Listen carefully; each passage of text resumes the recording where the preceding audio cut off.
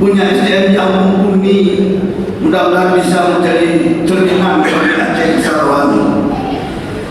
Ada program yang strategis yang ingin kami laksanakan. Yang pertama, implementasi syariat Islam yang beberapa dekade ini kita merasakan sudah mulai melandai, melemah.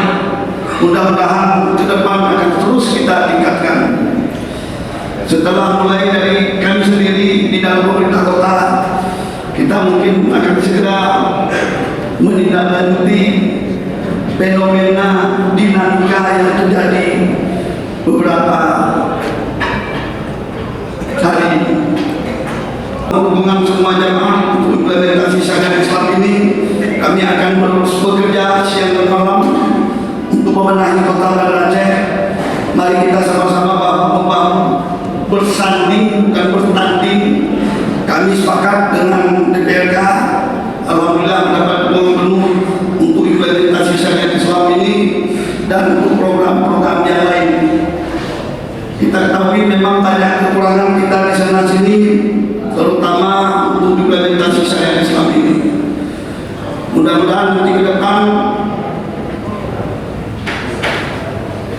karena baru 3 bulan kita mengimplementasi, ke depan akan terjadi perbaikan baik infrastruktur, pendidikan, kesehatan, dan agama, terutama untuk pelaksanaan kalimat Islam. Tadi dari awal saya sampaikan implementasi syariat Islam sudah mulai melandai, melemah di kota Banda Aceh ini. Seharusnya kita menjadi cerminan percontohan untuk kabupaten kota yang ada di Bapak Ibu sekalian. Saya sebenarnya ingin betul jadikan ini seperti orang tua menjamin bahwa menjadikan masjid ini selain tempat ibadah, tempat bermusyawarah, tempat menyampaikan saran dan masukan, dan tempat bertemu dengan warga. Kalau zaman ada istilahnya piramid Pak Tua ya. Orang zaman muda kita dulu, orang tua zaman dulu jadikan masjid ini sebagai tempat ibadah, tempat musyawarah, tempat menerima saran dan masukan, dan tempat berkunjung pada warga. Mudah-mudahan nanti ke depan akan kita coba terapkan pada tahun yang akan datang.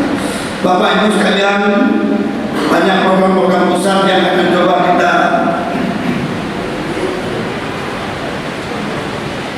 usulkan pada pemerintah pusat. Mudah-mudahan Banda Aceh sudah semakin baik, terutama untuk pembangunan dan sehat kondisi keuangannya, kemudian tata